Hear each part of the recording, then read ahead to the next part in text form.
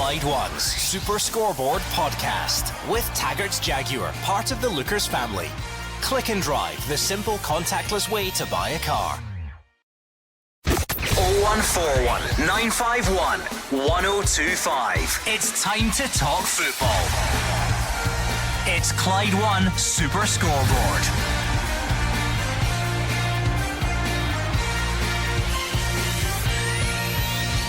Good evening and welcome to Clyde One Super Scoreboard as we look back on an incredible night of European football. Rangers are hammered 7-1 by Liverpool, leaving Giovanni Van Bronckhorst stunned. The night got even worse when Connor Goldson left Ibrox on crutches after hobbling off, and it's been a tough old week for Scottish clubs in Europe. Hearts are already 1 down in Florence against Fiorentina. I'm Gordon Duncan, and joining me tonight you have the pleasure of Gordon Daziel and Mark Wilson. Well, what can you say? What's not already been said about the game last night? Incredibly sobering evening for Giovanni Van Bronckhorst and his side. 7-1 at home, not been seen for a long time, and one of the worst European results that we've seen in Scotland. And how does he pick his side up after that? Well, he's going to have to. He's only got a couple of days to. They're back in league action. But the incredible thing is, when you look at the overall table, they are still in with a shout at European football after Christmas if they can sort themselves out, but it's a long way back after that. Yeah, she's certainly, Mark's certainly giving Rangers fans encouragement out there. I think they'll need every bit of it. You can say a game of two halves, Gordon. Rangers getting 1-1, you're thinking taking the lead with Arfield's goal, terrific goal, doing okay. And then the roof came in, and you've seen by the scenes of the Rangers fans had enough. They were leaving in their droves. By the time the referee put his whistle to his mouth to end the game, all the Rangers fans were nearly home. So really bad night at the office. Come on then, 01419511025. Usually I would ask where did it go wrong, but my goodness, it clearly went wrong in a few different departments. So get in touch, Rangers fans. Were you there? What was it like? Maybe some of you watched at home and found it a bit easier, able to just turn it off at whatever moment annoyed you the most. But let's get in touch, let's go through it all together and see what you made of it. 01419511025. Yes, of course there will be statements about budgets and finances, and can our clubs really compete at that level? Probably not. But then other people will say, well, there's a line, and it was perhaps crossed with the manner of the defeat last night. But you decide. 01419511025 or Twitter at Clyde SSB. Of course it does form part of a tough week for Scottish clubs in Europe, and unless things improve drastically in Florence, Mark Wilson, that will continue. 19 minutes gone, Fiorentina 1, Hearts 0. Hearts started okay, they hit the post, but they do find themselves 1 down. I think they were forced into a change at the back as well, if that actually did take place. Yeah. So yeah, tough. But again, versus your expectations, you know, should Hearts go to Fiorentina and get something? Maybe not, but at some point we're going to have to stop saying that and hope that somebody can do the unexpected. Yeah, of course, I know this, the big financial gap. We all know that with Scottish teams and these teams in other parts of Europe and in the big leagues. But we're in the competition. We have to find a way of competing somehow. Now, if we're analysing Hearts, their chance last week was at home when they've got Tynecastle against Fiorentina. Don't think many people would have expected them to come out here and win. But last week was an incredibly disappointing thing. And then when you follow it up, it's a back-to-back game and you're away from home, then you go into it and you're low in confidence as it is, never mind losing an early goal. So 20 minutes in, they find themselves behind against a decent side. Could be another long night for a Scottish team in Europe. Right, 01419511025. We're not going to hang about much longer because you, according to the screen to my left, are chomping at the bit to get on and have your say on last night. Graham, as a Rangers fan, how do you feel almost a day on? I'm hoping it would be a decade on, if I'm honest. I know, and I'm not finding that funny. I find that extremely hurtful to say. Sorry. No, that's okay. No apologies. I think the Rangers team should be the first and foremost. I've got a few points, Gordon. That display last night goes back to the worst defeat at Ibrox. If I'm correct, maybe producer or yourself can correct me. 1957, we get hammered 7-1, and guess by who? Celtic at Ibrox. Now, there's 2 points that will fall on from this. The system that we played seemed to work, and then it fell apart. So 2 points to the guys. Where's Gio's B plan? This reminds me of the Stevie G era. Where's his B plan? 72 minutes, he's shouting the three boys, Morelos, Matondo, Wright, and he's saying, hurry up, hurry up. Why did they not change that at 60 minutes? So that's my first point. The formation, we're getting bet, and quite comfortably bet. And then Liverpool just up the ante towards the final listen, 7-1, as we know. Where's his B plan? The tactics, it seems to me it comes from the crowd. The crowd can see it. So how can the manager not see it? And we understand the gulf and the financial. Celtic tumbled out. We've tumbled out. But here's the fairy tale story. We're still in with a chance. I think Mark said that at the beginning of the show. We're still actually in with a chance. And we are Europa League. We're never Champions League. So my main point is, where does the madness stop for Scottish football to be invested in? Gio has no money. We know that. Where is that money? We need that back into the team. Well, Graham's on about formations and stuff like that. Gordon, did Rangers get that side of it wrong? Look, they must have got a bit of everything wrong for the result to be as huge as it was. But what jumped out for you? I think the first goal from Liverpool set the tempo for me. You can talk about budgets, you can talk about wages, you can talk about anything, but that is disgraceful for me and at top level football. Sakala, I have no idea what he's doing, and Tavernier, the captain of Rangers, gets pushed aside like he shouldn't even be on the pitch. That set the tempo of the game for me. I think half time Liverpool looked at that and thought, do you know what, if we up the game here, if we move the ball a bit quicker, I don't think there's anything that Van Bronckhorst really could have done. I don't think he had the personnel to do it. You can always say once you go behind, right, let's change, go to a 3-5-2, let's go different, let's take the wingers out and put midfield players in, get out. There's a million things you can do. They fell apart, Gordon. I looked at a lot of the players last night. I'll go back to him again. Ryan Kent, to me, offers absolutely nothing in the Rangers jersey just now. I really don't know why he gets a game for 2 minutes, because that's all he does. He shows 2 minutes at the beginning, promising, you think, and Hugh makes a great point. Everybody says he's got it in his locker. Well, open your locker. But he was not the only one. I just thought Liverpool, up to pace of the game, their movement was too good, and they absolutely buried Rangers. Hearts are 2-0 down now. It was a free kick. Fiorentina stuck it beyond Craig Gordon, and it looks like it could be a long night for the Jambos as well. Great sliding tackle on the recovery there from, was it Cammy Devlin, I think, racing back.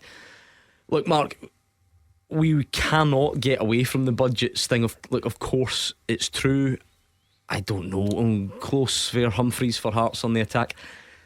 7, 8, 9 times Rangers turnover. Liverpool have probably got a galaxy of stars. Look at who they bring off the bench. So no one's doubting any of that. And I don't think anyone's standing here tonight and saying Rangers are a disgrace because they didn't win the game. It's just the scoreline, it's the manner of it, it's the gulf, it's the capitulation.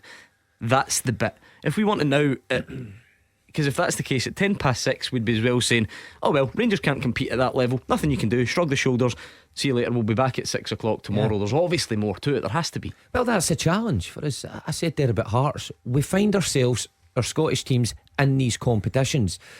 If that was the case, we know before we even kick a ball in the Champions League or the Europa League, right to UEFA and say, by the way, we don't get the same money as these teams, we don't want to compete. Well, we're in there to compete. Now the challenge for the managers of these top teams, Celtic, Rangers, Hearts tonight, is to find a way of competing, coming up with a game plan that's realistic, but a game plan that hopefully gets you something out of it. Now, Van Bronckhorst's tactics last night, were they wrong? Well, for 45 minutes, by the way, I must say, I thought Liverpool were poor, really poor for the first 45 minutes. But credit to Rangers, because the goal Rangers scored was terrific. But after half time, I think you could quite clearly see after about a minute, 2 minutes, that Liverpool were a different side after the 45 minutes. I think Daz makes a great point about the goal. If you're one up, and all you have to do is defend a set piece as simple as that, then you've got to do it. You've got to do the ugly side of it. But then you could quickly see a change in Liverpool, and you could see the goal coming. But you're right, Gordon, the capitulation of the players on the pitch. Do you level that at the manager? Well, he could have changed the system, he could have whatever, but the players themselves have to take huge responsibility. Like Graham, you hear all sorts last night about the manager and where it goes from here. How upset are you, if that makes sense? I mean, do you just have to put this down to the golf, put it down to a bad night? Does Giovanni Van Bronckhorst have serious questions to answer? How far are you going in your criticism? About everything that you just touched base in there, Mark. I'm a grown man, but I'm inconsolable because I love my team and I've followed them for nearly 30 years, up and down the country, abroad. It's always probably the first time I've shed a tear in my whole life. Quite sad as it may sound. Gio, I agree with what Mark and Gordon said. That Sakala and Tavernier thing, that just for me, I saw the golf. I think heads went down too early. Personnel, second half, most certainly didn't up their ante. Tavernier, he's a great player. He's not captain, Gordon. In my opinion, he's not. He doesn't. You don't see him shouting. You maybe see him moving his hands, shrugging his shoulders. I could go through the whole team. We don't have a box-to-box player. I think our substitutes are poor. I think they were too late in the game. Personnel, Ryan Kent, Gordon, DL, spot on. Absolutely spot on. You make me laugh on this programme. You're absolutely serious with that one. That is just... If he didn't want to play for that jersey, just go. Get your agent to push him out. And the change in personnel, Gordon, Gio needs to take that right in the chin. 7-1 at home. Half the stadium was gone at 4-1. This is going to take some turnaround, and I hope it happens. I genuinely do, because as Mark quickly pointed out early on, we're still in more chance in Europe. So I don't know what you guys think of that, but I'm hoping, I'm praying I can get a trip away in Christmas. Well, it's all going to come down to that Ajax game potentially. Although, well, in fact, it need to be a bit more than that because Rangers lost heavily over there. Thank you to Graham. Talks about being inconsolable. Is that level of frustration, anger, sadness from last night? What about Stephen in Coatbridge?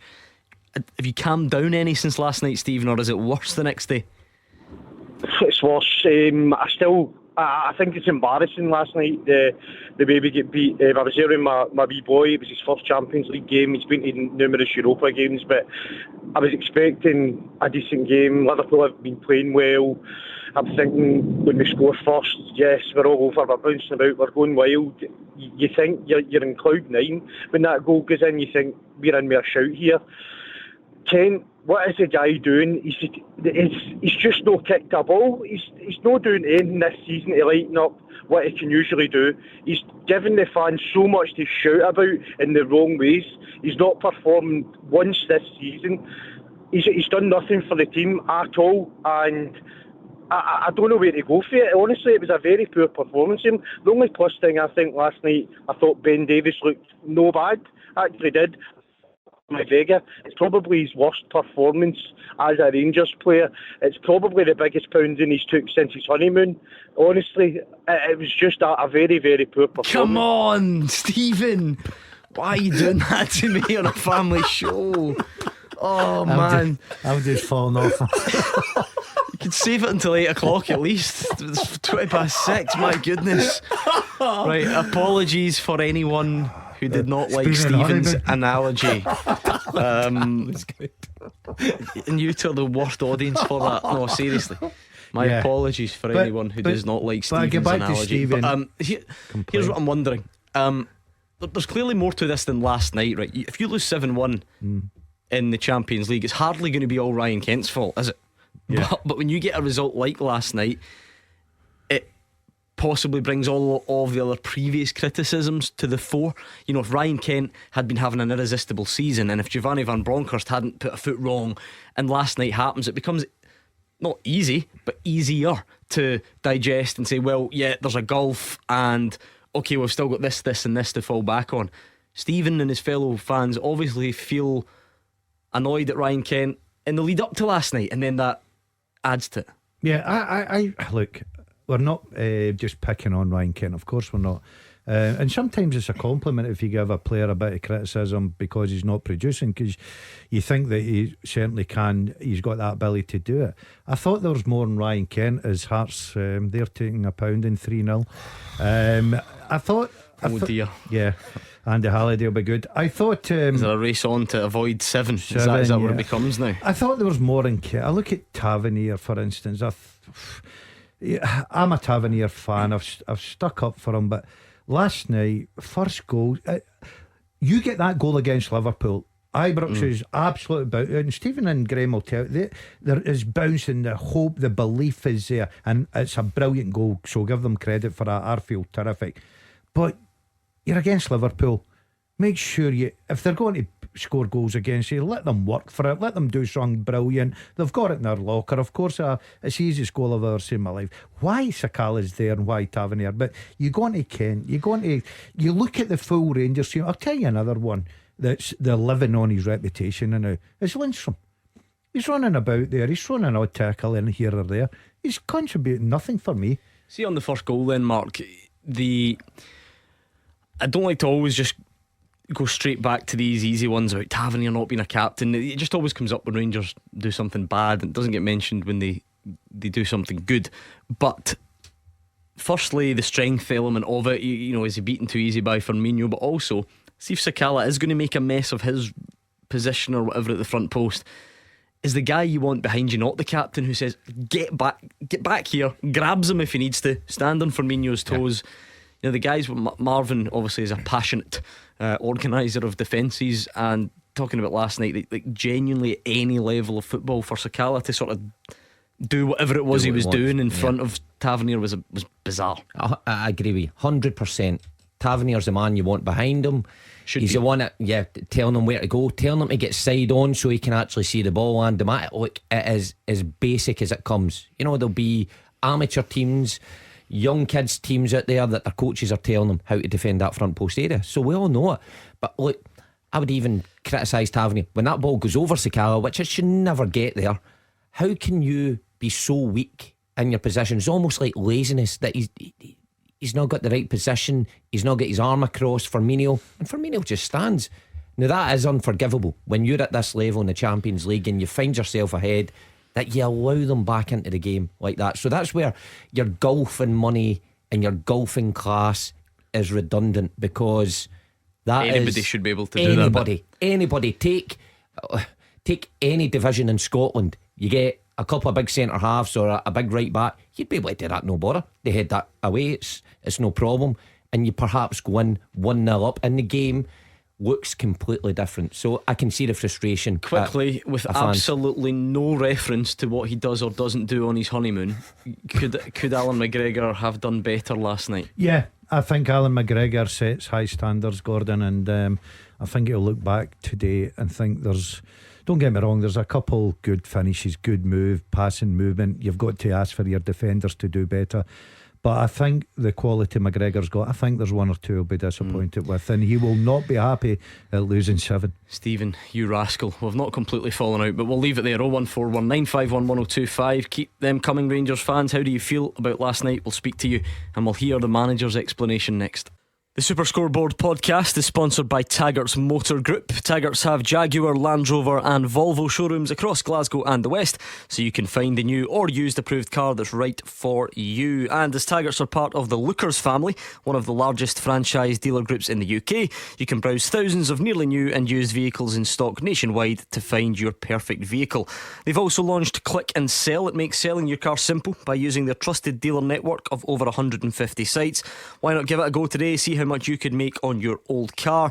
Taggart's have Land Rover showrooms in Motherwell, Darnley and the north of Glasgow, with their Jaguar and Volvo showrooms found in Hillington. Check out taggarts.co.uk to get your new or used approved Land Rover, Jaguar or Volvo today.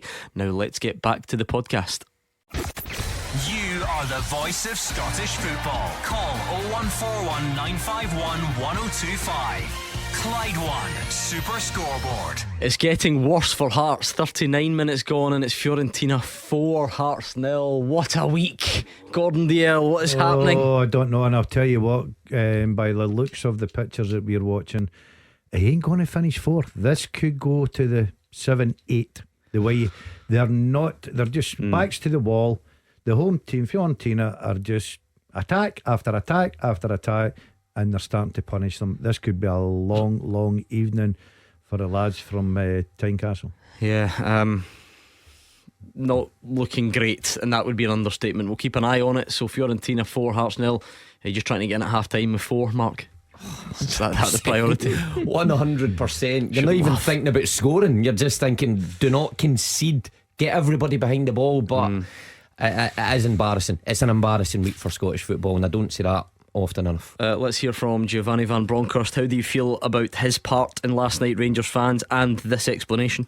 Still processing the game, especially the second half. As you said, we started the game really well. First half, played really well. We knew the strength of Liverpool, of course, with their pressing, and we played well over their press with balls behind their defense, playing from the second ball, and continue our attack from those moments. I think we scored a goal also in a great moment. We knew that if you play short passes after short passes, they will press you, and when you lose, they will be very dangerous.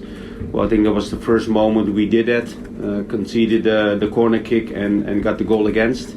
Instead of playing the ball and play for the second ball, we played too short too many times. I think they have 4 moments, transition moments, where we lost the ball, and they punished us really quick with the attack they have. For me, in the last 25 minutes, we were not in the game. You know, not with our heads, not with the decisions we make, and you know, against a team like Liverpool, putting 3 players up in those moments with Thiago, Jota, and Salah, and you're not in the game, you get punished, and we had that the second half.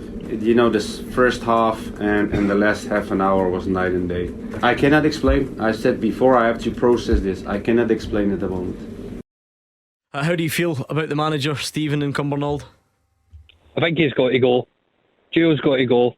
You can't suffer Scotland's worst ever European defeat and expect to keep your job. It's getting to the point where you've got to question the managerial decisions. It can't just be the players. The players take the instructions from the managers, from the coach. They implement those instructions. He has to be at least partly responsible for the dire situation we find ourselves in. I just can't see him keeping his job. He's got to go for me. How much of that assessment is about last night? How much is previous issues? If you think about it, he's made a few mistakes. Keeping John McLaughlin in goal for as long as he did springs to mind. The 4-0 loss to Celtic also comes to mind. His away record is quite bad as well. This is just the straw that broke the camel's back. For me, I was always willing to give him another chance and go, no, he'll come good, he'll do something. I can tell that he's trying to implement something. It's just not working. You can tell that the people knowing the far post is a thing you see in stat reports, and I think that's where he's got that for. I think that's something that he's telling him today, not to guard that far post. So you've listed off the sort of misdemeanours in your mind, Celtic and last night and away games and so on. Does the getting to the Europa League final, the being 2 points behind Celtic in the league, I take it that's not enough for you, that's not enough to make up for the other stuff, and if not, why not?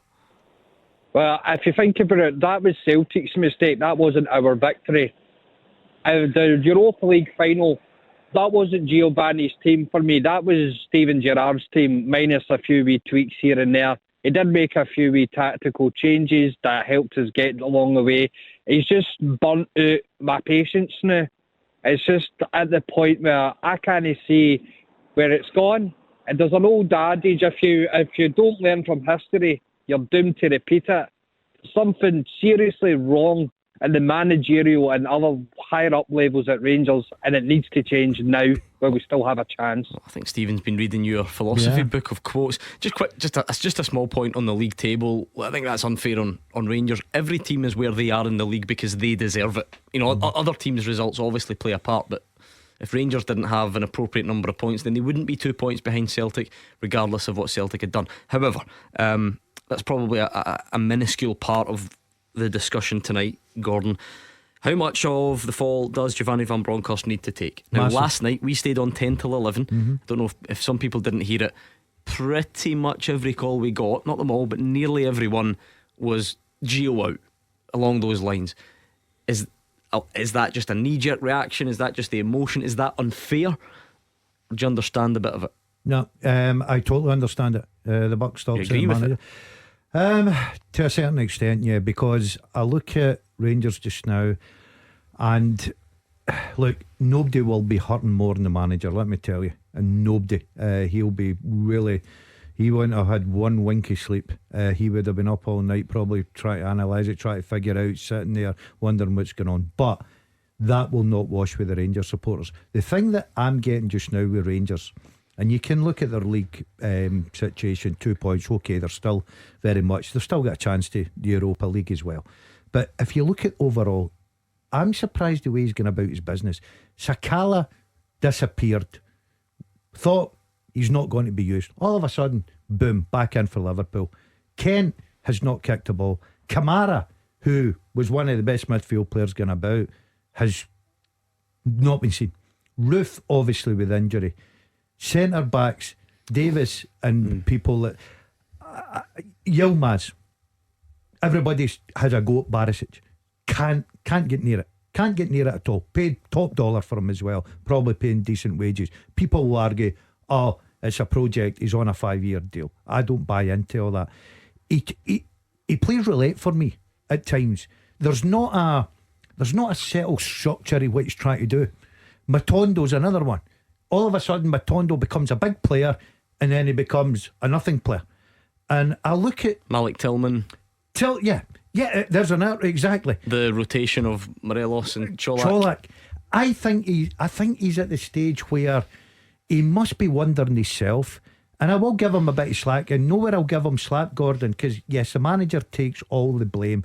But see last night, and we get back to that first goal for Liverpool that gives them that massive lift, because Liverpool must have been thinking, we can't afford, especially after the way the league campaign's going, they've got Man City at the weekend, we can't really afford a defeat up here tonight.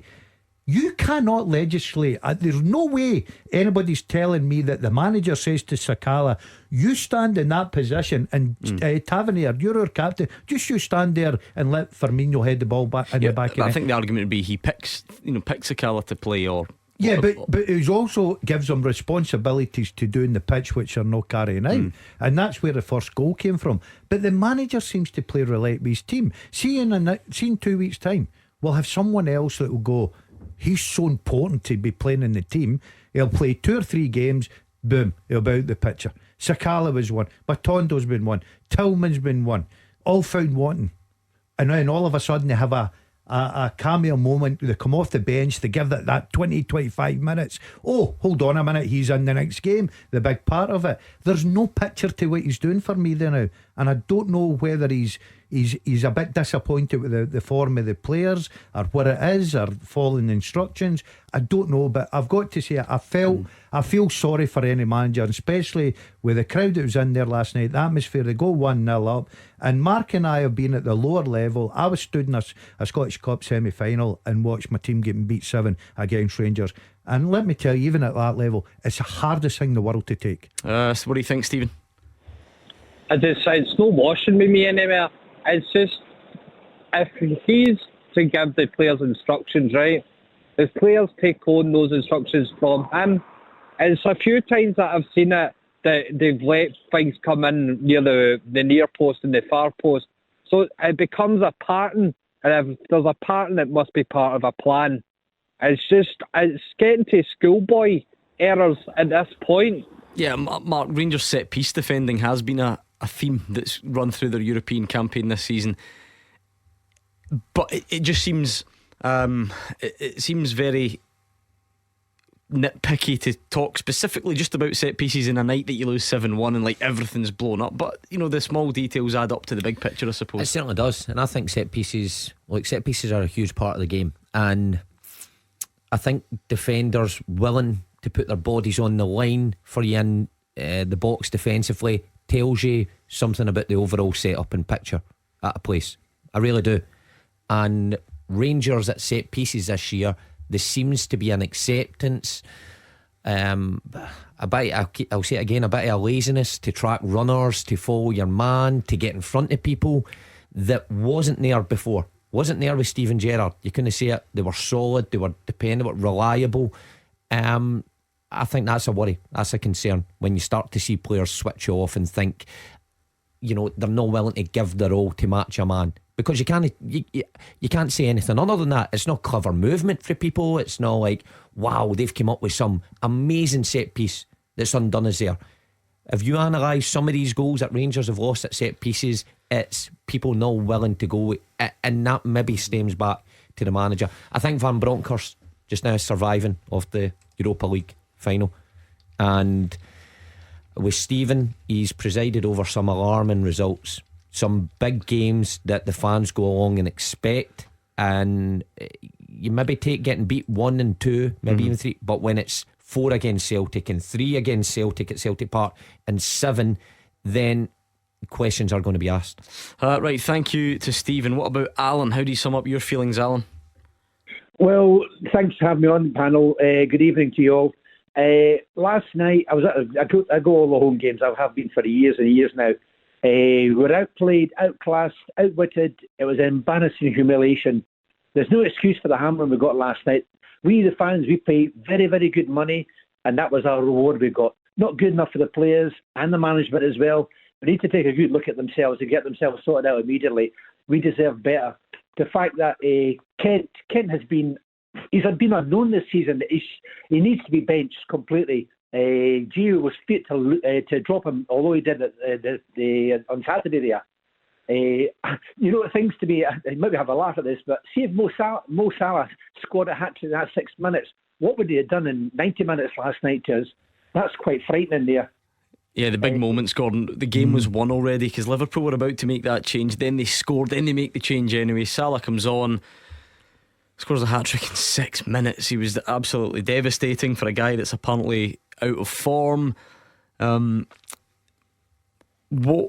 much weight do you give to this point about the gulf, right? Because you can always look to do more, but it obviously can't be ignored. To bring on Mo Salah and bringing on Thiago, bring on Andy Robertson, Scotland captain, you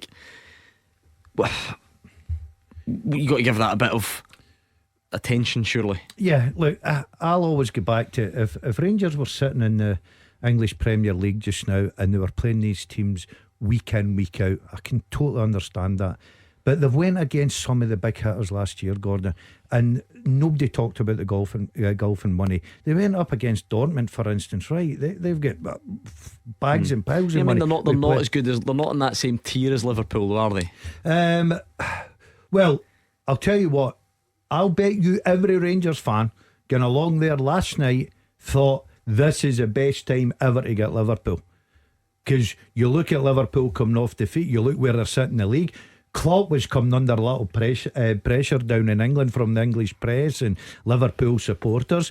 They had what you call their so-called, some of their big hitters missing last night as well. And you're thinking, right, okay, we could fancy this tonight. Second half, the golf and class of player movement, and it wasn't like Salah come on there and didn't really run by people like Lionel Messi does and puts the ball. His movement, touch and finishing was just, I think for you, Mark, you've been part of teams that have played European superpowers and done all right. So how come it can be done previously and now it's not? Now I get that just because it's been done once or twice doesn't mean you can then replicate that, but I don't know, one that springs to mind when Man United came to Celtic Park, you played, didn't you? Won all. Yeah. I mean, they had Ronaldo and Tevez and Wayne Rooney came off the bench. If we're talking about people coming off the bench, nobody's saying that Rangers should have the same chance of winning the Champions League as Liverpool. Of course not. Can they even beat them again? Probably not. But it's just the golf, isn't it? It's just the manner of the defeat that's sticking in people's throat. It was, and the moments and the goals that were scored. I think that's what sticks in the throats of Rangers fans as well. When you watch it, I was sitting there watching that last night thinking, I've never seen goals scored so easy. Now, like Daz was pointing out there, if Salah had ran past a couple and was blistering. You go, wow. Then you hold your hands up. The golf, this guy's one of the best players in the world. It's hard to stop him. But when I seen passes getting played through at ease, Firmino doing tricks to set up people in the Rangers back line, so disjointed, then you need to start asking questions at either the players, the manager, or both. Because you're right, I've been there, I've done it. There was a cause, we were all together, we knew our instructions, we stayed compact. We never ever thought we were as good as Man United, but we done a job. It was ugly, but we rolled up our sleeves. Last night, when that second goal went in for Liverpool, it looked like the Rangers players just went, we want half here. We want nothing to do with us. And that's alarming. Thank you, Alan. Take more of your calls next. Keep them coming. 0141 951 1025. This is Scottish football's league leader, Clyde One Super Scoreboard. Mark Wilson and Gordon Daziel are here. The good news is that Hearts got to half time, keeping it at 4. Mark Wilson. The bad news is they are 4-0 down, and it still could get a whole lot worse. Bad news is of an hour 45 going in that first 45. I mean, all one-way traffic. This Fiorentina team not started the league that well, but they look not really. Hearts had a glimpse. They hit the post. Humphreys, I think Humphreys had a good chance. Yeah, hit the post. But I tell you, senior sitting in that dressing room, you're thinking, we storm, rain, get this game off. Win the second half. Win the that is a shout. Don't lose the second half. The worst shout of all time, isn't it? Let's bring in William, who's a Rangers fan. Sum up how you feel after last night. Hello. I'm kind of Daziel could have done my nut in there. Still like him. Giovanni will be hurting like nobody else here. No, I've been up all night. I couldn't sleep, and I'm totally disgusted with Rangers, for the directors right down to the players. Barisic, Tavernier, you can't have him in a team. They started waiting, but the attacking player coming to them. I was always told, go to the attacking player. No, I'm disgusted with Rangers so much. I can tell. Sorry, William. Barisic particularly was getting a bit of stick off the pundits in here last night, the way sort of backing off Mo Salah or letting Salah go on his left foot. It is a criticism we sometimes get about Borna Barisic on here. I'm thinking Celtic games in particular. Yeah, I've highlighted it a few times, and I highlighted it before the game at Anfield, and I thought that's why Van Bronckhorst would have went with a 5 to have somebody inside Barisic to help him out. And you know what, it worked to a certain extent, not completely, but it did limit the amount of times Salah ran at him and got inside him and got any joy. Well, last night when Salah came on, I mean, he just walked past him, so many times. It was so easy. It's a big flaw in his game, and for a full back, he's brilliant. His delivery is brilliant, first class in the final third. But defensively, I've always had my reservations about Barisic. And if I was a winger with any pace at any team in this league, if I got the ball, I would run at him every chance I got. I can't disagree that he's a better forward player than he is a defender. And he must have been looking over and thinking, oh no, they're bringing on Salah, I'm having a bad enough night. And he's a quality player. And I look at Rangers, the full team.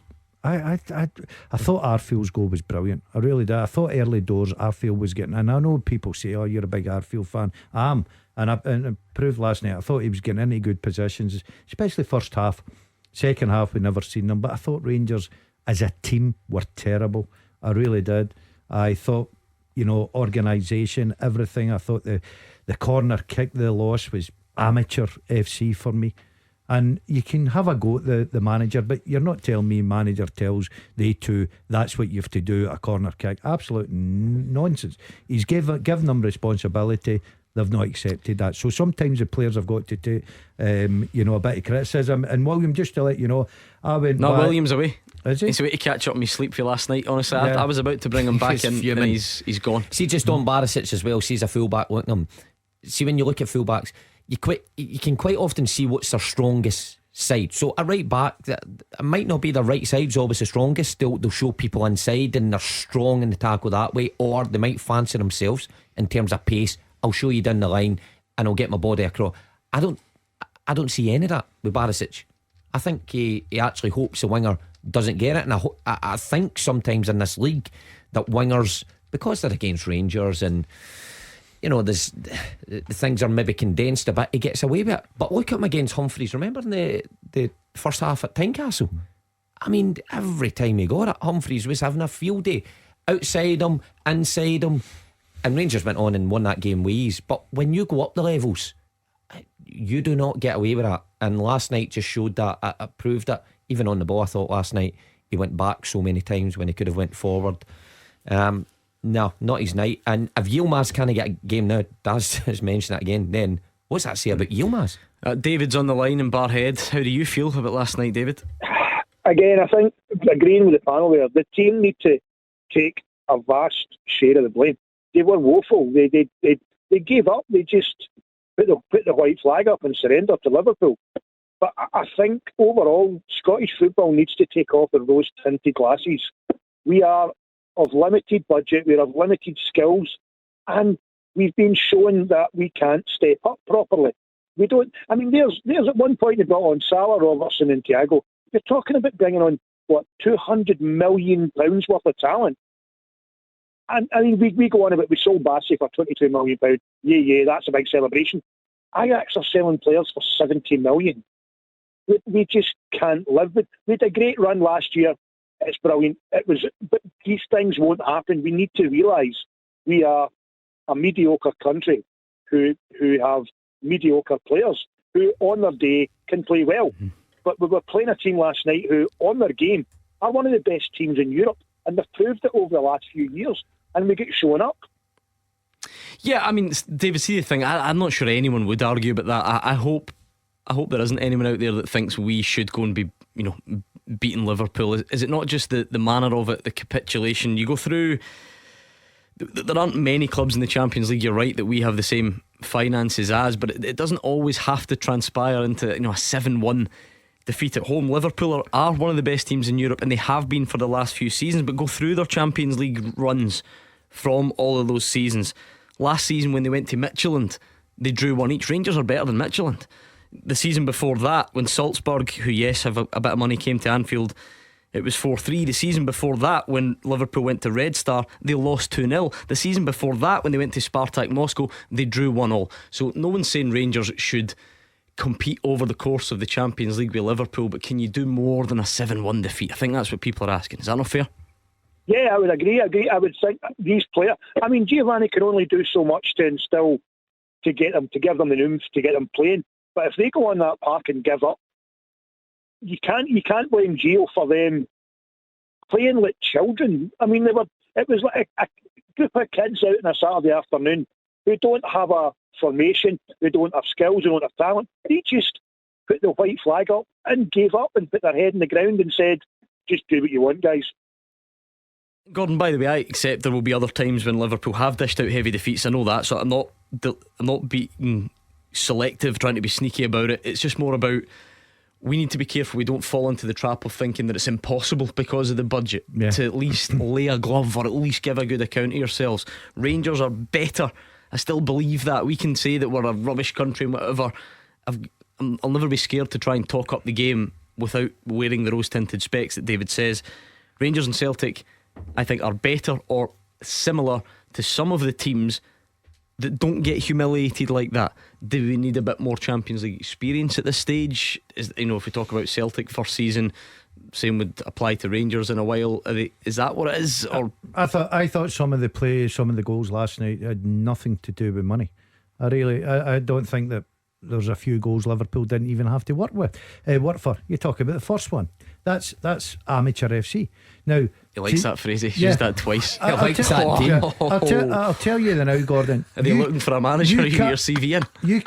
You can't be Van Bronckhorst and get to the Europa League final and take all the plaudits about tactically, and you've switched things about and the players you've played and pats in the back, and you've played some of the big hitters, decent teams, and then get battered 7-1. And Liverpool didn't really need work for it. They just cruised by Rangers. And to be fair, I looked at the manager when he was in the dugout, and to me he looked like he'd run out of ideas. The manager sets the tone, right, for the full place, the full building. See, after match day 1, when Van Bronckhorst quite rightly got criticised for saying we can't compete at this level. See, last night when it went to 2-1 and 3-1, it looks like the players actually thought that. You know, that manager, we can't compete. We already know we can't compete at this level. And that malaise just sets through your full side. So the criticism of the players, yeah, warranted. But I think that's why Van Bronckhorst is getting deserved stick, because when you come out and publicly say that and then you take another beating 7 at home, then I think the players apart, you start to believe that. Listen, the comeback is on. Forget all that. Fiorentina 4, Hearts 1. The Jambos have scored in Florence. Stephen Humphreys with the goal, and a good goal it was too. Goal. Let's see, they're defending again at the moment, but 4-1 as things stand. Thank you to David. It takes us up to time for this. Beat the Pundit with the Scottish Sun. For the best football news and opinion online, thescottishsun.co.uk/football. Oh, it was ugly last night. A 2-0 win for Marvin Bartley. Marv winning, is he? But I think it was like 0-0 after the first 3 or 4 questions. It was rough. So let's see if we can get a more entertaining Beat the Pundit match up tonight. Call us before 7 o'clock on 01419511025 and you could be playing next. Tackle the headlines. 01419511025. Clyde One Super Scoreboard. Gordon Daziel and Mark Wilson are here. It's 01419511025 or Twitter at Clyde SSB. Gordon's preparation for the show was unconventional, to say the least, today. I'm going to ask him a bit more about it. I want to know how he's feeling, but we better crack on with this first. Beat the Pundit with the Scottish Sun. For the best football news and opinion online, thescottishsun.co.uk/football. Still 4-1 Fiorentina.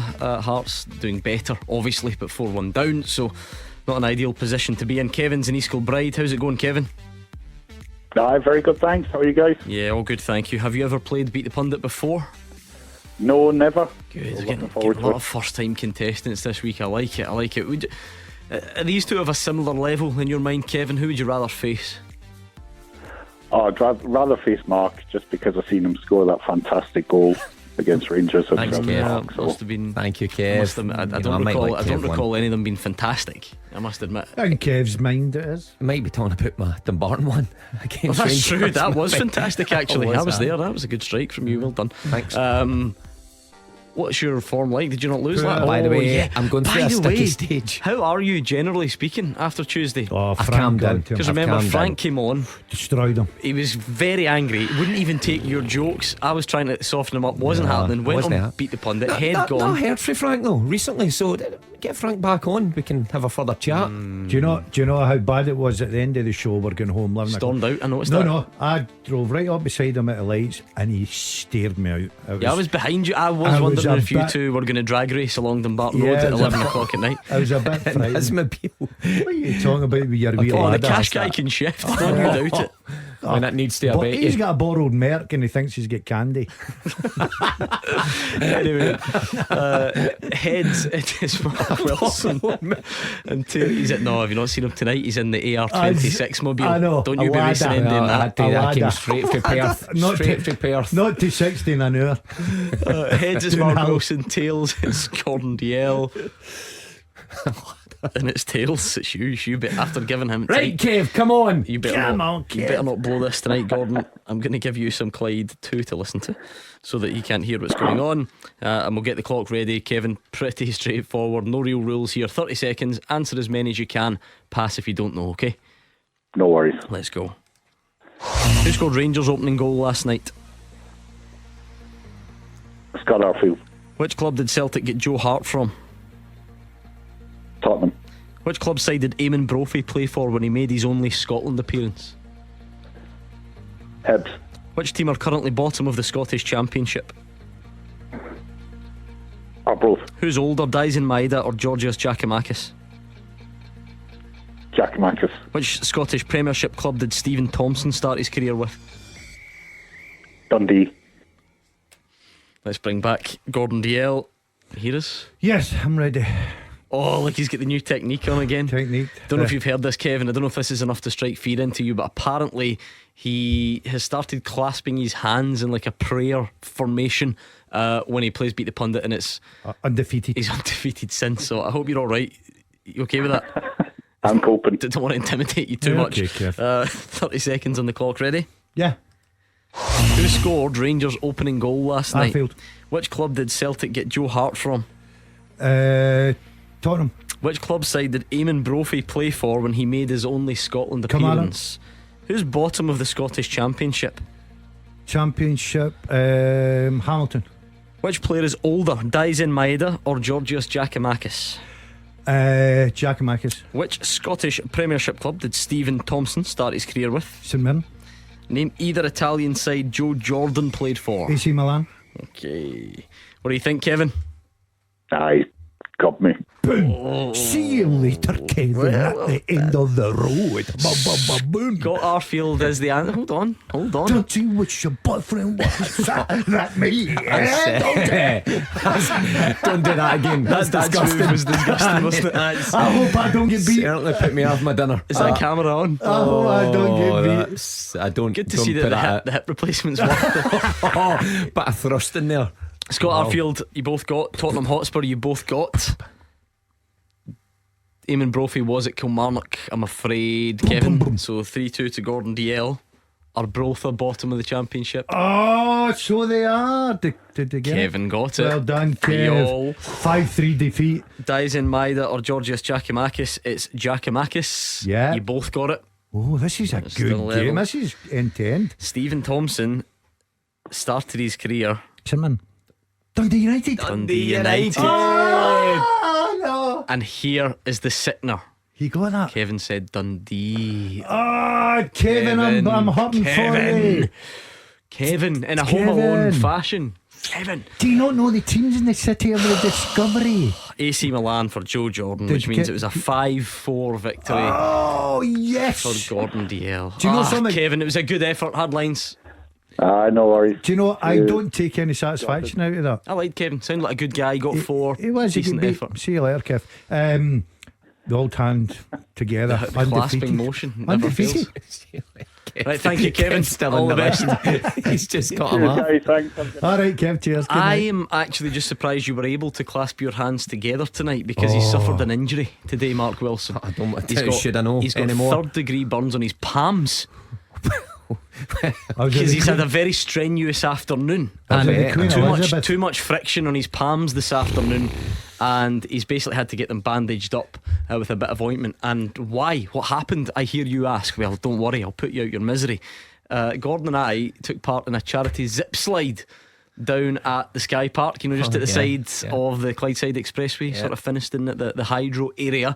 Now, Tom Cruise, he ain't, right? So if you had to see the Nickham, now there's a video actually on Twitter, either on mine at Gordon Duncan 7 or at Clyde SSB on Twitter, and you want to see the state of him in the harness, right? I know that the harness isn't necessarily a fashionable item, but if there's anybody that doesn't suit a harness, it's him, right? I can't explain it. It just Lots doesn't. of bits hanging out. And I put the video up, and someone replied, "What a helmet!" talking about the headwear that he had on. It was white with 2 straps under the chin, and so he's up there, and you know that he's scared of heights. Hearts are in again. Don't score. You know he's scared of heights. And, he won't stop talking, and he doesn't have a Notice that he does go on a bit. See when he's nervous, Oh, he goes totally on, doesn't right. he? Now, look, it was good. It was good fun, and we did it for charity. I'm glad we did, but he was making too much of a meal out of it. He was terrified. So when he goes off, he is acting like he's not clipped on. He thinks he has to hold the rope that hard to stop him dropping to severe injury to the car park below. So he's gripping the rope for dear life, white knuckles, and he's got friction burns all on his hands. Kill me. They kill me. And then I was in the Queen Elizabeth there for half an hour. Right, he arrives at the end. Oh, There this is brilliant. There was multiple people doing it. I did it. There was staff from Cash for Kids did it. From one of the sponsors, 101 did it. So when you get to the end, obviously you sort of hit a kind of buffer. It takes the sting out of you, and you drift gently to the other end, and the guy grabs you. Let me ask you this: out of every single person that did it, who do you think was the one person that didn't make it to the other side and got stuck in the middle? Oh, Boris Johnson. Do you know what? Exactly like that. You know the one where Boris has got the 2 flags and she's dangling in the middle? That was him. And see if you can see the harness. Did you get a video of that? He was too far away by there that was point. footage of you dangling I was embarrassing. over Glasgow. I've it got was to the say it was harness. embarrassing. Harness digging into bits that Exactly. we shouldn't see. Oh, awful. I was the nearest thing you'll ever see to Bojo, right? I swear. And I looked up and know the advert, all the girls come to the window with the cans of Coke and all that. Is that right? Bojo's hanging there with and the third degree burns on the hands. Oh, that's ruined your weekend, yeah? Oh, that's You'll it. not be able to- No Honestly, golf. it was quite a sight, but all for a good cause. Well done, guys. and That's we- good. That's good. And Good on it yous. was all for a good cause. So Especially there we you, are. Gordon. You're a bit of a daredevil, right? But I was I love He was seeing doing this guy. He was doing my head terrified. and phoned me before. Are you there already? How high is it? How high does it look? And I'm like, well, I don't know. What do you want me to say? Like, it's not. By the way, it's high, but it's not that high. I told producer, David Robertson, who went over the Expressway. over the Clyde and all that. He's going, my God, that was brave. So when's this? Is this going to be shown? I mean, the videos are out there on Twitter and stuff at the moment, but he's $9.99 to rent. he's had a tough day. So well done I for love rounding when- off that yeah. with a beat the pundit victory. Cash Yeah. for kids. I love when they get you. Hey, because can't- they must target, the Bojo. most, the I most was- terrified pundit out there. Do you know something? And the two lads below were just looking at me, and I'm thinking, any chance of getting me into the dock here? I was just hanging in The dock, is that the technical term? No, I for don't the think so. I end think of the he's line? made that up. It's made up. Well done, Daz. Colin is in Alexandria. Colin, enough about his palm injuries. How did you feel about last night, and maybe the bigger picture at Rangers as well? Yeah, I wasn't surprised at all. Actually, I was expecting it. But my main point is, I'm not going to lambast the manager or the players. That's been said and done. What I would like to point out is, what responsibility has the board of Rangers FC got through their lack of investment? And I just believe that they're getting away scot-free. Fair enough, the manager and the players are getting lambasted quite rightly for their performance. But I believe the board must take a lot of responsibility as well. They have brought that manager in, and it's been a hand-to-mouth in the transfer market. It's actually embarrassing, some of the players that they've bought. Players that would never, ever, and should never, ever wear the Rangers jumper. Colin, the one thing would, just to come back on that, people will be quick to point out, I can almost sense them shouting at the radio, that it's going to take investment that Rangers can't even dream of to spend what Liverpool do, and in fact even trying to bridge the gap financially is probably impossible. Is that fair? Yes, I mean, I understand that, but what I'm saying is, the Rangers fans are the ones that I feel most sorry for. They pay their hard-earned cash, and Rangers FC are they're not even a third-rate team. I mean, I defy anybody to tell me that the defence, apart from Alan McGregor, your captain, your left back, and your two centre backs, they don't know how to defend. Right, what about this bigger picture then? If it's not all about last night, Gordon, like you can't compete financially with Liverpool, what sort of spend would Rangers need to put out there to compete? Who knows? But they've spent money, Gordon. You look at Yilmaz, Davis, people like that. I think that where Colin's getting at is probably, would they be questioning Ross Wilson? Because he's a lad that obviously identifies, brings the players in, takes the pats in the back when everything's going right. So he must have a big influence behind the scenes of the players that are coming to Ibrox, no doubt. Would you, because two things can be true, Mark. You can acknowledge that trying to compete financially with Liverpool is not happening. Would you have expected more from a team that reached a European final 150 days ago, forgive me if I'm a couple out, and sold a couple of players for big money? Would you still have expected more in the transfer window? Should there have been more of a statement made? Should there have been more of an attempt to strengthen from a position of relative strength than Rangers showed? For me, from the outside, looking at it, of course, yes. But I don't know Rangers' finances behind closed doors. I don't know what that European. No, it's not all about closed doors. That stuff's fairly public. We know what the transfer fee for Bassey and Aribo was. You know what getting to the Europa League final is worth. I think obviously Rangers were relying on generosity of board members and so on before that, but in the lead up to the Europa League final, I think Stuart Robertson had spoke about it being worth as much as a group stage campaign in the Champions League. Patterson, Bassey, Aribo, it doesn't. There's no secret there. You kind of know roughly what's been brought in. Well, okay, from a footballing point of view, yeah, I said at the start of the season that I thought that this team that Van Bronckhorst had got to the Europa League final was very much kind of Steven Gerrard's side. That was maybe going a bit stale. I said that a couple of weeks in a row, that you need to keep refreshing things if you want to keep moving forward. The manager got funds, like Daz said. He spent it. He then came out after the PSV game, before the first Ajax game, and says it was his option. He was happy with his squad. So what is going on behind closed doors? Is the manager saying I need more and then coming out and defending the board, or is the board saying we've got an extra few million, do you want to spend it? And he's saying no, the squad's fine. It's a confusing situation. But you can't say he's not been gave money. He's spent. I'd be more concerned about, for instance, it's not a huge amount though, is it? It's not a huge amount, you're right. No. But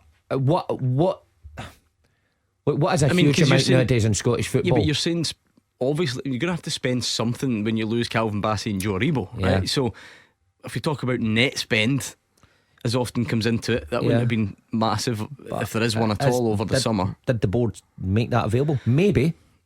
We can only go with what the manager says. The manager says he was happy with his squad. Whether we believe, it just feels, Gordon, like we're on the brink of what could be a serious overhaul with the squad. We don't even know how this season pans out. Rangers might even kick on and win the league. Who knows? Alan McGregor's clearly nearly there, without being unfair, because they're probably similar age to me. Scott Arfield and Ryan Jack don't have that long left in that area of the pitch. Ryan Kent and Alfredo Morelos. Davis. Yes, Davis obviously. Ryan Kent and Alfredo Morelos contract coming to an end. It feels like very quickly the Rangers team could be blown apart and just have to redo everything. Yeah, but my big concern just now, looking at his track record, and I know it's 2 transfer windows, thought January he brought the big signing in, Aaron Ramsey. You've got the summer there, Matondo still to prove. Yilmaz doesn't get a look in. Tillman, Fraser will back him with the fact that he's not got the experience, but in the big games seem to freeze. So I look at his signings. They've been unlucky in the sense that Tom Lawrence has been injured. Looked good before that. Yeah, he was good. He looks. And a then good the John player. Souttar one's more complex, because you could say, well, that's unlucky. He should be able to have John Souttar, but then other people would say, well, clearly was a risky signing in the first place. But then guys there that were big favourites of the Rangers fans that were performing very well. Kamara, for instance, I don't know what's happened to him. Ken, I said tonight, and I'm starting to go 100% with you. I'm fed up people saying he's got it in his locker. He shows absolutely nothing for me. I don't even know how he gets a jersey just now. You look at likes of Kamara, you look at likes of Kent, for instance. Lundstrom, I think's living off the back of his song. I don't think he's offering anything as well. An odd tackle here or there, that doesn't get you, victories and points and results that you need. So there's a lot of work to be done for Van Bronckhorst. Colin, does your criticism of the board and transfers and whatever, does that mean are you still a Gio fan? You don't have any criticism for the manager? I think his hands have been tied behind the scenes. I do honestly believe it. I mean, I believe he is a good manager. He just, I don't know. Ross Wilson, I believe he said, was the person who suggests Rangers buying players. I think this guy should get the sack. Pure and simple. The guy's not up to the job. Simple as that, says Colin. Thank you. 01419511025. We'll get a teaser up and running for you two next. Taking your calls on Scottish football. 0141 951 1025. This is Clyde One Super Scoreboard. Hearts have conceded again. Fiorentina 5, Hearts 1. It's a penalty. A much better second half from Hearts, and maybe Fiorentina had taken their foot off the gas. But another goal for the home side. A penalty given away by Alex Cochrane, and a very tidy one, almost a kind of no look. Does a little stutter step, sends Craig Gordon, waits for Craig Gordon to go the wrong way, and then Nicolas Gonzalez tucks it away. So another tough night for Scottish clubs in Europe, unfortunately. We're about to speak to Sam in the south side. Quick, alright. Listen to this guy piping up over. telling me to do the teaser. I'm about to. No. What's happened to your hair during the break? I was up there. It's a bit dishevelled. Is this because we likened you to Boris Johnson earlier on? It's a bit of Bojo hairdo. I conceded similarity. Zip slide, messy hair, many wives. You know, By the way, I can't believe the list it. is endless. I can't believe you missed the most important one out. Big nose. Shut up, you. What are you talking about, fat boy? You know what I mean? A Nike badge is the biggest I've ever seen it. Right, see if he's called me fat boy. 20 cents in capitals. He was asking for a suit off me the other day, I and he didn't thought want it a was suit fit him, same size. So Do you know what else happened today, right? So He's still getting the number in his hand like a wee boy. You know he's been bragging about losing weight recently. Yeah. Well, they weigh you before they do. They weigh you before they do the zip slide, right. And it doesn't take much, right? But I managed to crack the code. I don't think I'll be getting a job with the government anytime soon. It doesn't take much, but because I stood in the scales and I know what my weight starts with in kilos. Yeah. So they write that number. They don't write the full thing. But if you were just for talking sake, if you were 83 kilos, they put an 8. Yeah. And if you were 71, they would put a 7. You see where I'm going? So 6. I just stayed silent for a bit, and then I just looked at the number on his hand, and he didn't know what that number corresponded I thought that's to. where you were in the queue. And so he said, "What's this number all about?" And I said, "That's the number that you're." Well, his starts with 10 for kilos. No, I did not. Don't listen to him. Shut up, you. Don't listen to him. No way. No, what's no way? Anyway, he was still. It was sheepish because he's been bragging a lot about losing weight. You shouldn't have kept your big gilet on when you. I think that was your mistake. You should have shed some layers. I kept my shoes and everything on. Bricks in that gilet. Yeah. Right. Anyway, enough about that. Sam's been waiting for ages. Quickly on the teaser. Can you name since 2005 10 Celtic players from an African nation? This will be good. Who were capped by their national team whilst at Celtic. Thanks to Stephen McCara for the question. Full time at Clyde1.com. He sent it to The lad who went to Hibs. What do you call him? Ambrose. Effie Ambrose. Yes, Ambrose. Nigeria. Sorry, Gordon, I missed it. How many? 10. Since 2005, 10 players have been capped by an African nation whilst at Celtic. Toure. Yep. No. Oh, was that no while? He was at Celtic, okay. El Kadiri. El Kaduri, is that his cousin? No. Nope. We've only 9 to get. Bobo Baldi. Oh, Yes, well done. Okay, we'll leave it Wanyama. there. Well done.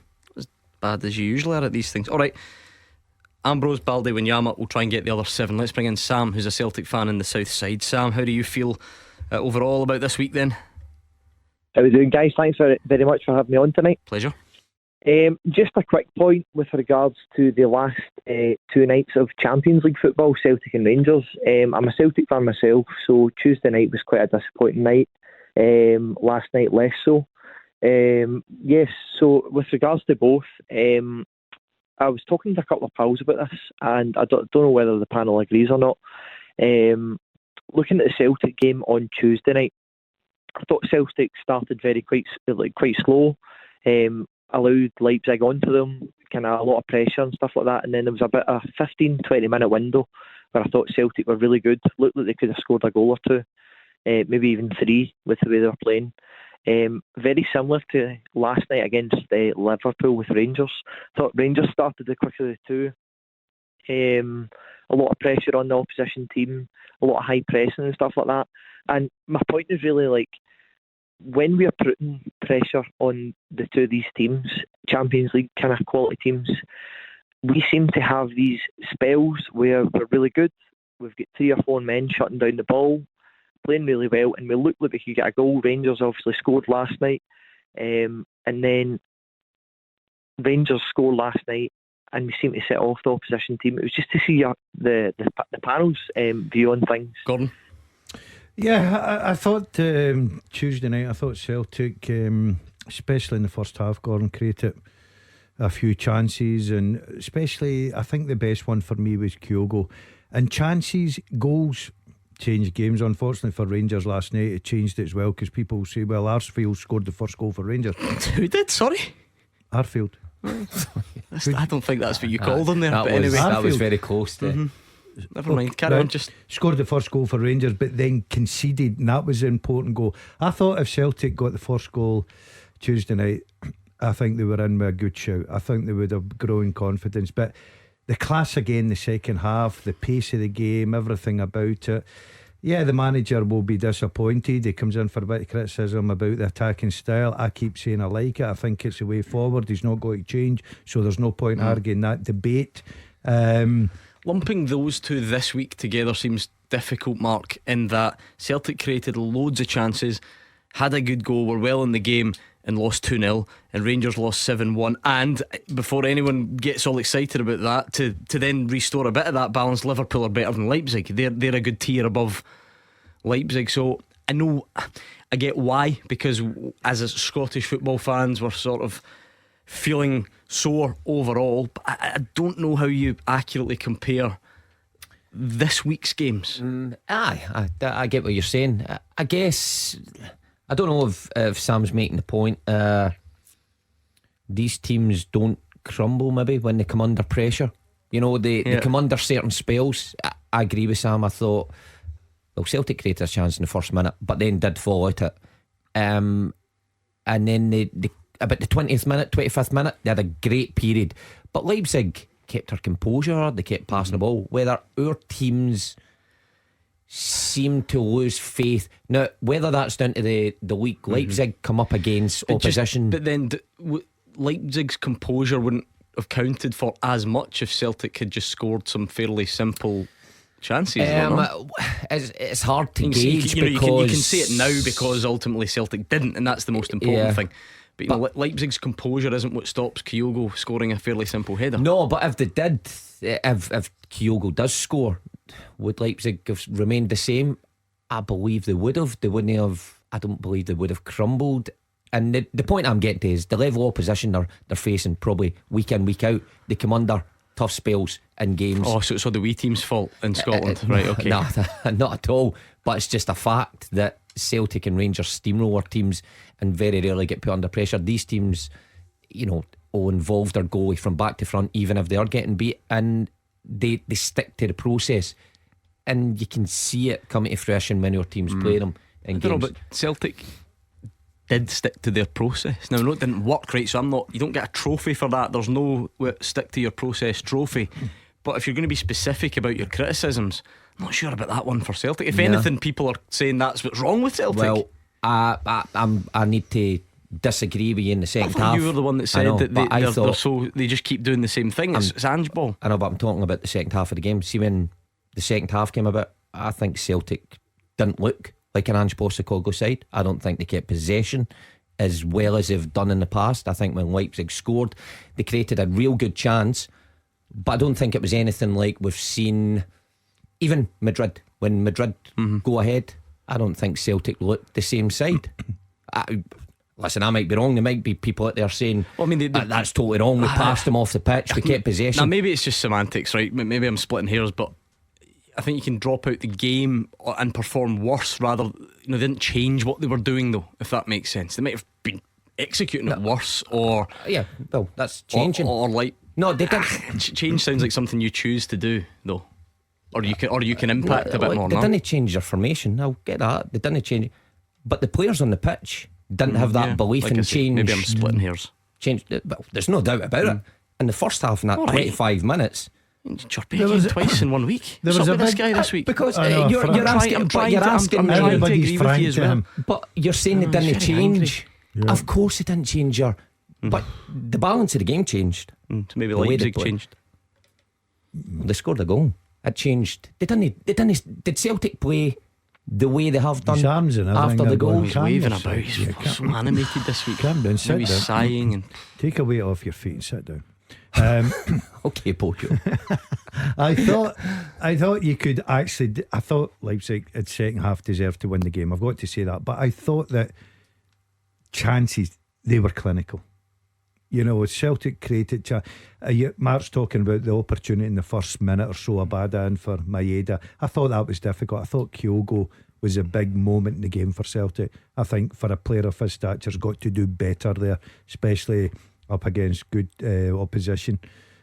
Celtic kept going at it. I do agree with Mark a little bit in the fact that I thought in the second half they did sort of run out ideas a little bit. They weren't the same Celtic side, and obviously the substitutions were trying to make an impact with bringing players on the pitch, and it ended up with the Celtic's front three off, because you had Abada, Kyogo and who's the other one? Maeda. All substituted. But then Moy and Giacomakis have two chances late that are as good as anything that came early. Well, I get back to the clinical statement that I made earlier in the conversation. I feel that they were better. So what do we do about it, Sam? We're not going to have as much money. Do we just keep sort of rolling over and saying that we can't compete, or are there different things you can do in the game to try and bridge the gap? Well, part of me agrees with what Mark was saying, and part of me agrees with what Gordon was saying as well. I think there is an element of Celtic's performance that on Tuesday night that does show that you stick to what you do, the way Ange wants to play it, and you'll get your chances. I mean, I can also think of ones that fell to Greg Taylor in the first half, and I'm thinking shoot, and he cuts it back. And then there was a one in the second half that falls to Aaron Moy in the box as well, and I'm thinking again shoot, and he cuts it back as well. Looking at the Rangers game last night, there was also one, I think it was a back pass just after the first goal that comes to Cholak. And as a Celtic fan, I'm also thinking, just in terms of being a fan of football, take a first touch and then shoot, and he tries to hit it first time and it kind of trundles back to the goalkeeper. I don't know whether it's a composure thing. I know the hardest thing in football is to put the ball in the back of the net, but I don't know whether it's you come up against these teams, and Celtic and Rangers or Scottish football in general seem to crumble, or whether or not you need a good few chances to put the ball in the net. I'm not sure what the issue is. Again, like, just to go back to the difficulties of lumping both together, because Celtic are having a good few chances and then more, Mark. You know, I think we spoke about it last night. And I know that stats aren't for everyone, but the whole expected goals thing that sort of measures your high quality chances, that formula, depending where you look, reckons Celtic should have about 6 goals in this group stage, and they've got 1 goal and obviously an own goal. So you have to start just with chance your chances missed, rather than saying that they're not creating enough or that you need more to score. I know where I'd rather be. I mean, the way Celtic have played this Champions League group stage is baffling to most. Creating chances, we keep going on about it, and it is a cliche. Creating chances and scoring is the hardest thing that you come across in football. And they've got one part, didn't you, T? Good chances to create.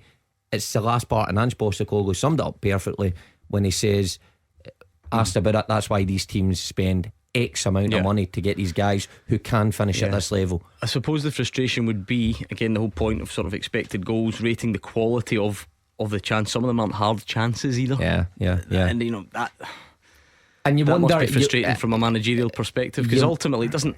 This is all well and good this week, but you know, in a couple of years or whatever, or next year, or when you look at if Celtic finish bottom of the group, 1 point, no one's going to care what the expected goals was. You know, don't get me wrong, I'm just talking about when you're analysing these games specifically. Yeah, you wonder, you'd like to think that the players get better year after year in this competition. They get less anxious when the chances come. You think that is important then, because this is the first year in the Champions League for a lot of these players. Matt O'Reilly's been at MK Dons and so on, and then even that, you know, Rangers did well in the Europa League. This is the first season then that you get the prize of the Champions League. As bad as it is, do we require a bit more patience? Look, I'm not a goal scorer, and you says the other night, Daz, that you never thought about what game you were playing in. I can only say where I played in my first Champions League, I was maybe a bit tentative. Gordon Strachan even slaughtered me when we were playing against AC Milan. He told me at half time and full time that I'd played scared football. I said, what does that mean? The next day in training, he said, you were playing passes backwards and side, you weren't going forward. Now, as the years is there a striking equivalent? I can't answer that, but I can tell you how I felt. And as the years went on, I got more comfortable and better. But Kyogo missing the header the other night there is nothing to do with the competition, and it's not scare football. And I can understand what you're saying about playing the ball back inside Safe, and safe football. That's not, you're there to score goals, and that's an instance. You've got to react to that. That's nothing to do with Champions League football. A header, he's got to do better for me. And they're passing up chances. If it was last minute and you went through and you had a bit of distance to cover to say, am I going to beat the goalkeeper? Time to think about it. Time to think rather about than it. Instinctive. I can understand Abada's that. one against Real Madrid. That's the only one I can compare, really. Maybe there's others in this Champions League group stages, but that's a glaring one. Thank you, Sam. How are you two doing on the teaser? 10 Celtic players have been capped by an African nation whilst at the club since 2005. Ambrose, Balde, Wanyama. Was we a one? No, he is a USA He's international. American. Yeah. Okay, Mark. Kamara. Diamansi. Yep, well done. The fullback, Mohamed Silva. Fullback. Help him out. He's just rolled it along the line. He's asking you to tap Mohamed Silva. I don't know. Momo Salah. Momo Salah. Yes. Silva. That's close. That's unlucky. Actually, you know what? I wouldn't have got that with it. You've seen that Right, nonsense. One more. Any more? No. Anything else? No.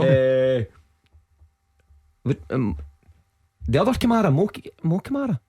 I'll give you Henri Kamara. Henri Kamara. Yeah. Henri Kamara. Aye. Yeah, it's Mark. Many's that, Gordon? 4 to get. We'll get them next. Hearts have lost that one in Florence. It is all over. We'll try and look back on some of that and take more of your calls next.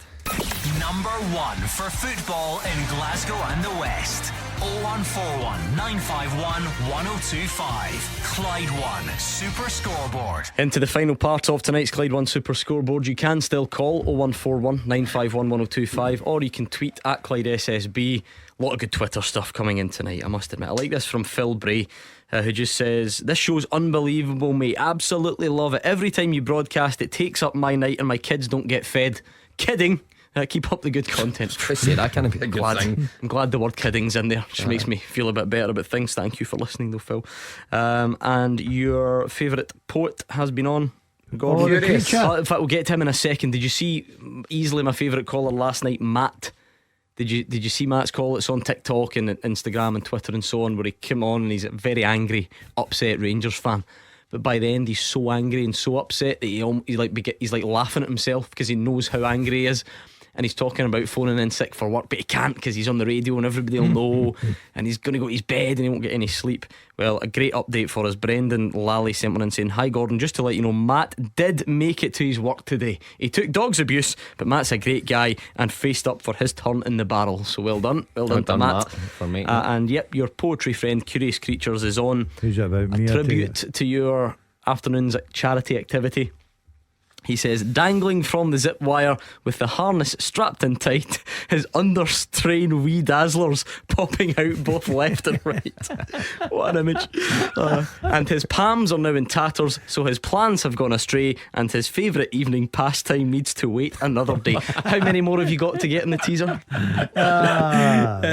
Right. You're looking for four more players who were capped by an African nation whilst at Celtic since 2005. You've got Ambrose, Balde, Wanyama, Kamara with a K, Kamara with a C, and Mo Salah. Landry Nguemo. Outstanding. Yeah, good lad, him. Good player. And listen to this one, yeah. That's a Wakaso.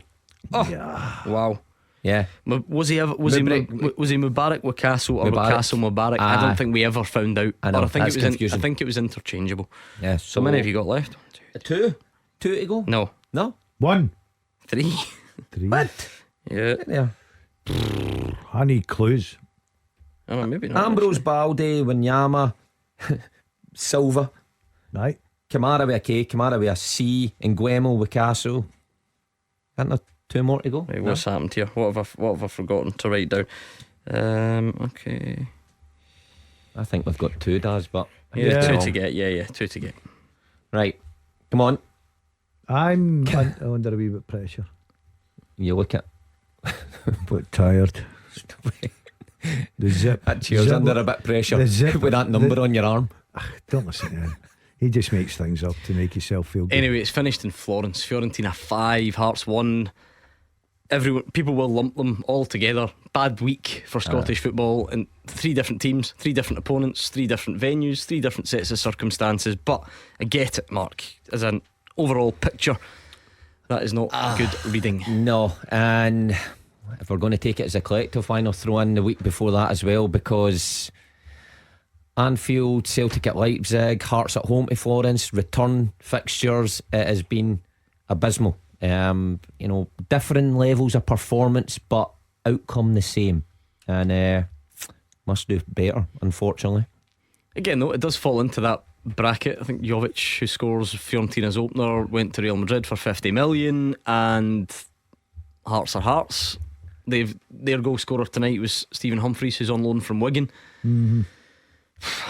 But at the same time, Gordon, we have to need to be consistent about. At some point, that's now what we're looking at. We've set the bar so low this season. At some point, can one of the teams just give somebody a bloody nose? Can they do the unexpected? Can they make life tough for them? That's pretty much all we're now even looking for, sadly. It fell into the same mould as the rest of them. We looked at Hearts last week. Florentino going to Tynecastle, and you're thinking, they've off to a bad start. They're sitting well down the league. They're not the team they used to be. They turn up, they destroy Hearts at Tynecastle, and tonight totally outclassed. So Mark's right, it has been a bad week, but it's a learning curve. We need to just put it aside, move on, and look to weekend's domestic football. And weekend games are massive anyway, Mark, but after a week like this, they just become even bigger. Can you imagine? You've heard the calls tonight, and if you heard them last night, can you imagine Rangers come away from Fir Park with anything less than 3 points on Sunday? Now granted, that picture would change depending on what Celtic do against Hibs on the Saturday, but I mean, it becomes massive. Yeah, nothing's a given now, and huge games. People will be looking for a reaction from both sides. Hibs are no walkovers at Celtic Park, but Motherwell equally no walkovers at Fir Park. So not a great record against Rangers at Fir Park. Not a great record, but is it a good time to play Rangers? Oh, listen. See when you're a fan of a wee team, you fear the worst. There's that theory that if you need a result, yous are going all just right. come to Fir Park and we'll sort it out for you. Stevie Hamill have a plan. So I'm not It'll sure. be an interesting weekend. Right, 2 more to get in the teaser. Players who've been capped by an African nation whilst at Celtic since 2005. You've got Wakaso, Ambrose, Balde, Wanyama, Kamara, Silla and Guemo. Well, the most recent one you've not got has played under Ange Postecoglou, has played in Europe under Ange Postecoglou. What position? Central midfield. Soro. Yes. Yeah. Ismaila Soro. And the other one would probably maybe Ronnie Dyla type time striker from Sierra Leone, if that helps. Bio? What? No, that's not a bad guess, shout. but it's not. Mo Bangura. Mo! Or was that before that? Was that your teammate of time? Was it? mine's My eye. apologies. Mo. Anyway, back tomorrow with Hugh Keevins and Kenny Miller from 6, and Callum Gallagher is up next.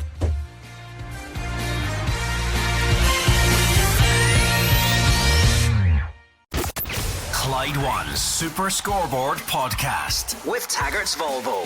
The Volvo new car sale event ends soon. Purchase a mild hybrid Volvo from the XC range and get your first 3 services for only $399. Taggart's, part of the Lookers family.